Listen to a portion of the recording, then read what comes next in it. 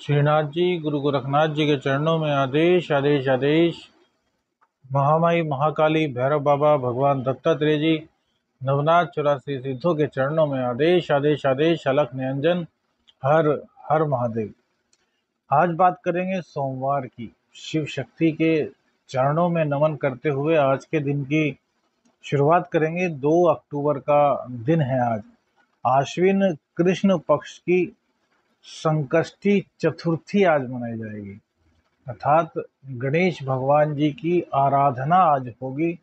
जो लोग गणेश चतुर्थी का व्रत पूरे साल रखते हैं उन पर कभी भी ना तो कोई कलंक लगता है और ना ही कोई संकट आता है। तो आप सभी लोग आज गणेश चतुर्थी का व्रत रखें और अपने जीवन में गणेश भगवान जी की कृपा को प्राप्त करें। आज सूर्योदय सुबह 6:14 पर होगा, जबकि सूर्यास्त का समय शाम को 6:06 तक रहेगा।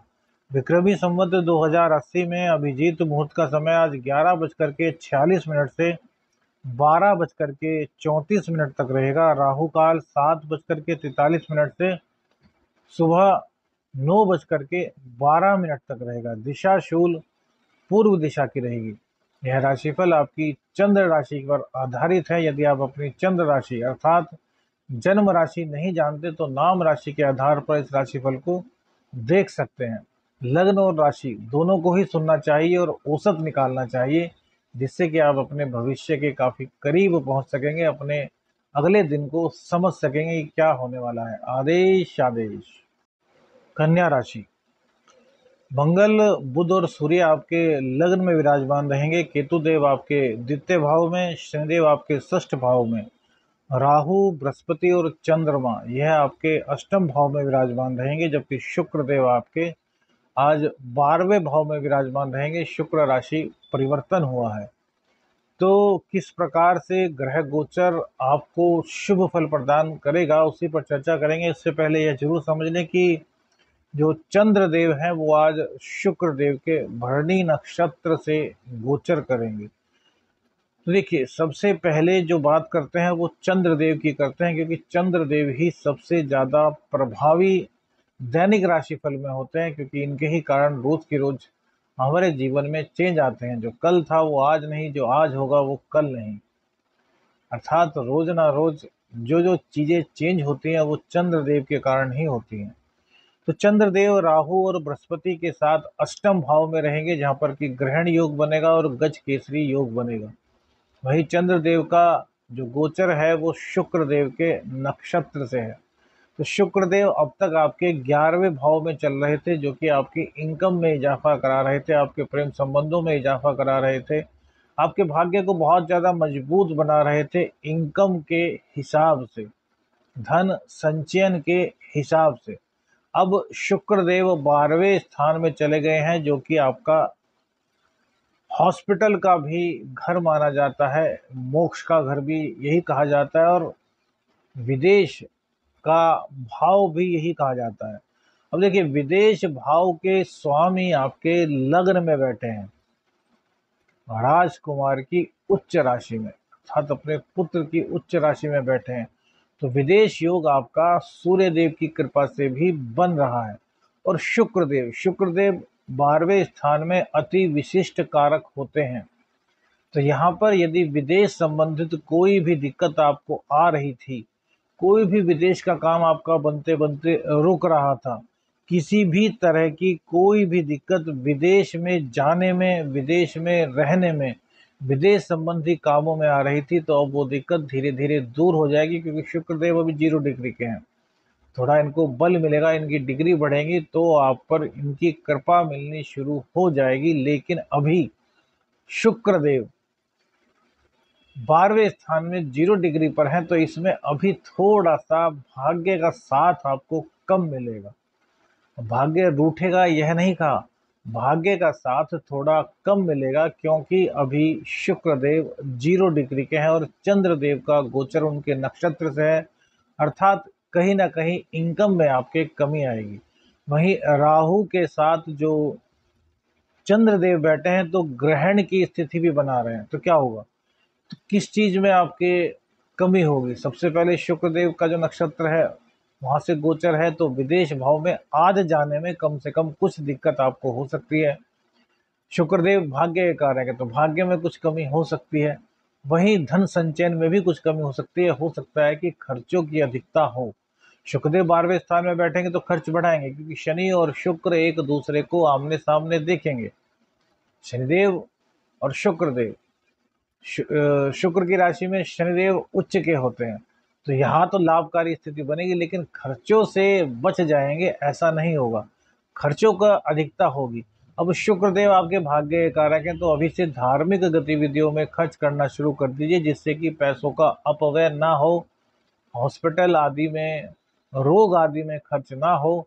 इसीलिए धार्मिक गतिविधियों में अभी से प्रतिभाग करना शुरू कीजिए, क्योंकि धार्मिक गतिविधियों में जब खर्च होगा तो वो आपके भाग्य को बढ़ाएगा और ना ही उसकी गिनती अपव्यय में होगी।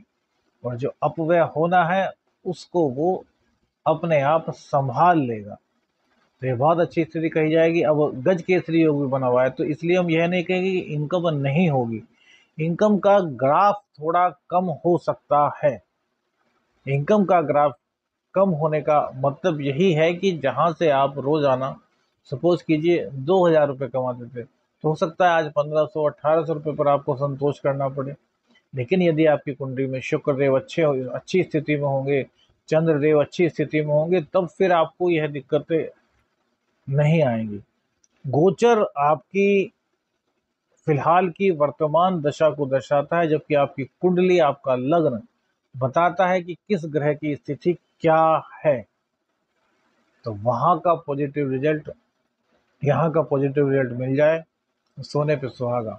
वहाँ नेगेटिव है तो यहाँ का पॉजिटिव आपको कम ही मिलेगा, इस बात में कोई भी संदेह नहीं है। अब चंद्रदेव की दृष्टि केतु पर पड़ेगी, केतु की चंद्र पर पड़ेगी, तो धार्मिकता में आपके बढ़ोतरी होगी, लेकिन राहु देव इन चीजों से रोकेंगे। क्या है कि राहु देव ना क्रूर ग्रह की संज्ञा में आते हैं। राहु देव को बहुत बेकार भी ग्रह कहा जाता है, लेकिन हम ऐसा नहीं मानते। क्यों? देखिए, राहु के बिना कोई भी आकस्मिक कार्य नहीं हो सकता। राहु पर एक वीडियो बनाएंगे जिसमें आपको बताएंगे कि राहु किस प्रकार से चमत्कारिक रूप से इंसान की पर्सनैलिटी को निखारता है और किस प्रकार से उसके जीवन को स्वर्णिम बना देता है।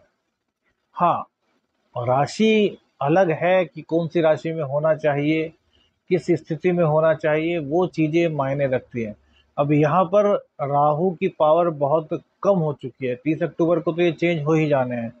तो यहाँ पर क्या होगा कि चंद्र को हल्का फुल्का सा पीड़ित करेंगे, तो माँ के साथ कुछ मतभेद या फिर सुखों में कुछ कमी, जैसे कि घर पे जाने का मौका कम मिले, यात्राओं में मौका निकल जाए।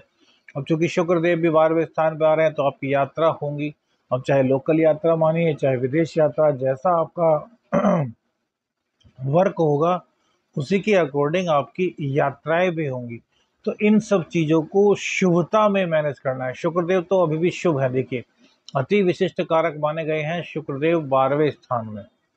तो जो लोग संगीत से जुड़े हैं, अभिनय से जुड़े हैं, उनके लिए तो सोने पे सुहागा ये समय शुरू हो चुका है। जो लोग किसी भी तरह का कॉस्मेटिक का व्यापार करते हैं, उन लोगों का अब बाहर से कुछ ना कुछ ऑर्डर आने की उम्मीद बनेगी, यानी कि वो अपने बिजनेस में विस्तार कर सकते हैं। कलाकारों के लिए बहुत हिट है। जो प्रतिभाएं होती हैं, एक्स्ट्रा प्रतिभाएं, गायन की हो गई, सितार वादन, ढोलक, हारमोनियम, बहुत सारे वाद्य यंत्र होते हैं, फोटोग्राफर्स हो गए, उनके लिए समय बहुत शुभ रहेगा। शुक्रदेव का यह गोचर बहुत ही शुभ रहने वाला है। तो आप लोग सभी इन चीज़ों को समझें और अपने जीवन में उतारें। देखिए, जब गोचर जिस चीज़ के लिए आपको प्रेरित करता है, यदि आप उस चीज़ को पूरी लगन के साथ करते हैं, तो वहाँ पर आपके सफल होने की जो संभावना है वो 90+ हो जाती है। बशर्ते कि आपकी कुंडली में भी ग्रहों की स्थिति, ग्रहों का प्लेसमेंट अच्छा हो, वो पीड़ित ना हो, नीच के ना हो। यदि ऐसा है तो फिर तो कुंडली का विश्लेषण करा के ही आपको विद्वान से इस बारे में परामर्श लेना चाहिए। लेकिन गोचर के हिसाब से आपकी परिस्थितियां काफ़ी अच्छी बन रही हैं। अब देखिए यहाँ पे प्रेम संबंधों की बात करें तो प्रेम संबंध भी आपके अच्छे चलने वाले हैं, क्योंकि प्रेम संबंधों में यहाँ पर किसी प्रकार की कोई दिक्कत नहीं है। बुधदेव अब जा अपनी उच्च राशि में आ चुके हैं, तो यहाँ भी यह आपको लाभ प्रदान करेंगे। कोई बाहर से आया हुआ व्यक्ति आपसे मुलाकात कर सकता है, कोई विदेश से आया हुआ व्यक्ति भी आपसे मुलाकात करने के लिए आ सकता है, खुद से आपके पास आए कहे कि आइए हमारे साथ चलिए। अब वो घूमने के पर्पज से हो सकता है, विदेश के पर्पज से हो सकता है। बाहर से मतलब यहाँ विदेश से भी जानिए, और अपने जहाँ आप रहते हैं वहाँ से काफ़ी दूर से भी समझिए इस चीज़ को। दोनों जगह यह योग घटित होगा। कोई ना कोई व्यक्ति ऐसा ज़िंदगी में आपकी आएगा जो आपको कहेगा कि आप हमारे साथ चल सकते हैं, आप वहाँ की चीज़ें देख सकते हैं। और हो सकता है कि वो बिजनेस पर्पस हो, जो कि आपको तुरंत ना बता करके इनडायरेक्ट आपसे बात करे, और जब आपको ले जाए तब आपको समझ आए और आपका बिजनेस वहाँ पर भी चल जाए। तो इस तरह की अब संभावनाएं आपके साथ बन रही हैं। इसके अलावा शुक्रदेव 12वें स्थान में बैठ करके आपको कला प्रेमी बनाएंगे, संगीत प्रेमी बनाएंगे, आपका मन प्रसन्न रखेंगे। लेकिन धन संचय में थोड़ी दिक्कत अब आने वाली है। क्यों? क्योंकि देखिए शुक्रदेव लग्जरीज लाइफ के कारक माने जाते हैं, और लग्जरीज लाइफ जीनी है तो खर्च करना पड़ता है। तो हो सकता है जो धन संचित हो उसमें से भी कुछ खर्च आपको करना पड़े। अब तक शुक्रदेव आपकी इनकम में इजाफा कर रहे थे, लेकिन अब खर्चों की थोड़ी अधिकता बढ़ाएंगे, लेकिन उसमें भी कोई दिक्कत नहीं है, क्योंकि भाग्येश हैं, और भाग्येश हैं तो आपके विदेश भाव में जाकर के, आपके 12वें स्थान में जाकर के आपकी इनकम को वहीं से करा देंगे। तो बस थोड़ा ध्यान अपने व्यापार में लोकल के साथ साथ थोड़ा दूरी पर दीजिए, जिससे कि आपका व्यापार और अच्छा चल सके। चंद्रदेव का हमने आपको बता ही दिया है कि अष्टम स्थान में है, तो थोड़ी मानसिक चिंता आपको रहेगी। मानसिक चिंता से निकलने के लिए भगवान शिव का शिव तांडव स्तोत्र का पाठ कीजिए, भगवान शिव को दुग्धाभिषेक कीजिए। मंगल, बुध, सूर्य। अब देखिए मंगल के यहाँ पर होने पर हम पहले कहते थे लग्न में होने के कारण कि गुस्सा अधिक पड़ेगा, लेकिन अब बुध देवता यहाँ पर आ चुके हैं, तो मंगल देवता का गुस्सा जो है वो धीरे धीरे घटेगा। क्योंकि राजकुमार और राजा के सामने बुध की नहीं चलती। राजा के सामने एक दफे को बात अलग कह सकते हैं, लेकिन बुध का एक अपना ही अलग अस्तित्व है। चलती तो राजा के सामने भी नहीं, लेकिन जब सूर्य और मंगल एक साथ बैठ जाते हैं, दोनों क्रूर ग्रह हैं, लेकिन बुध बुध की अपनी निराली ही महिमा है।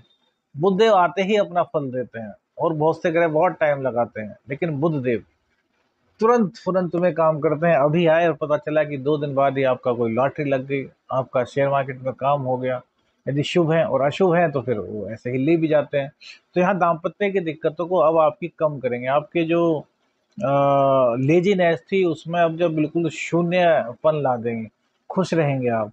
क्योंकि लग्न आपका मजबूत हो रहा है, विलक्षण प्रतिभा के धनी आप बन रहे हैं, आपका व्यापार बहुत अच्छा चलाएंगे, हर चीज में आपको बल देंगे। बस छोटे बच्चों को प्यार कीजिए, छोटे बच्चे 9 साल से छोटे बच्चे हैं उनके चरण स्पर्श कीजिए, हरी घास पर चलिए, इससे आपके जीवन में शुभता और बढ़ जाएगी। आदेश आदेश अलख निरंजन। हर हर महादेव।